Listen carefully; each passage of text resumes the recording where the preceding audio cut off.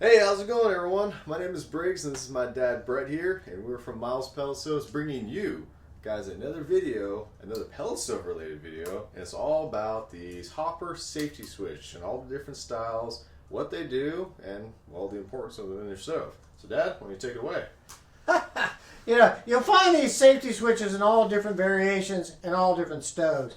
But basically, what they do, it's a safety feature. So when this is lifted, the auger will not work. And sometimes you'll have a switch like this that when the door is pushed down, the switch goes down and your auger motor will work. But a lot of times it's pushed down and the switch goes bad. And sometimes you will have to bypass this temporarily to see if this is a faulty switch. Now on this CB1200, we'll zoom in on it in just a second. We'll show you how that safety switch works, and Briggs will show you a temporary bypass method on this one. And so this hopefully will help you at your home. Let's do it. Okay, friends. Now this is the CB1200 or Classic Bay 1200 insert. Now the switch on this one's a little different than the one I showed you at the beginning. Right here, this little circle here, this is a magnet. And this magnet, when the door is shut, is going to line up with this bar right here. And when it lines up, there's continuity and the safety switch is working just fine. But sometimes you may want to check to make sure that this magnet is not bent.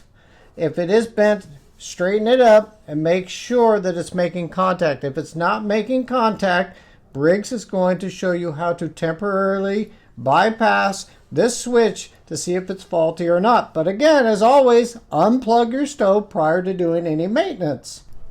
So real quick, let's get a very good zoom on that magnet system right here. So right here, folks, this is what my dad was talking about. See if this part's either bent way to the left. You can see it's not making a good connection. And right here, there's that magnetic strip right there. And so when you see how it kind of closes, it's going to make that connection. That's how it goes. Open it up, makes that disconnection. So real quick, you got to get a good motion there, huh? Yeah.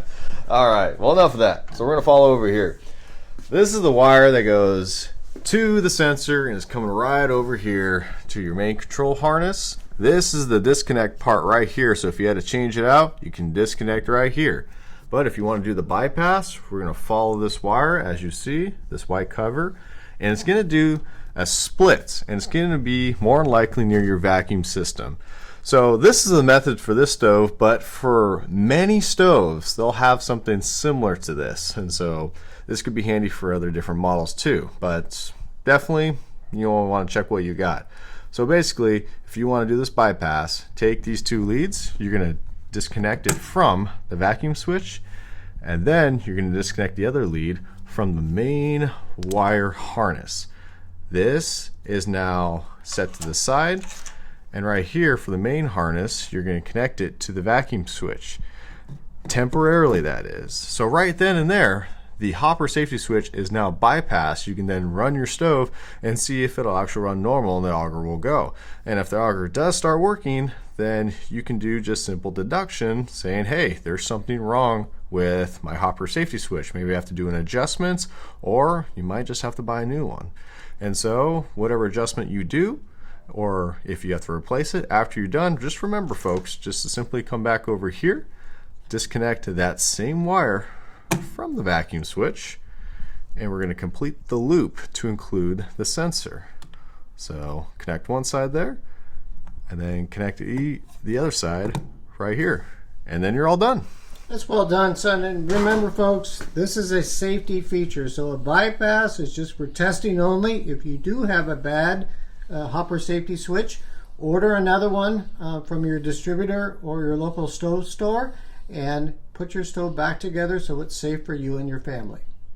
Alright guys, that's it. Thank you for tuning in. Hopefully this video has been helpful with you guys, and if it has, any of the support, where's your enthusiasm? It's right here. Okay, it's let's right pump it up. I was just going to say, any of the support and sharing the videos helps go a long way with us. So Thank you, guys. Yeah, thank you very much for tuning in. Safety, safety, safety, safety switch. These things drive me nuts, and probably many others out there who have pellet stoves. But I know you at home watching Briggs do some of these bypass methods will help you, family and friends, save money during these trying times. We thank you very much for tuning in, and we will see you on the next video. See you guys.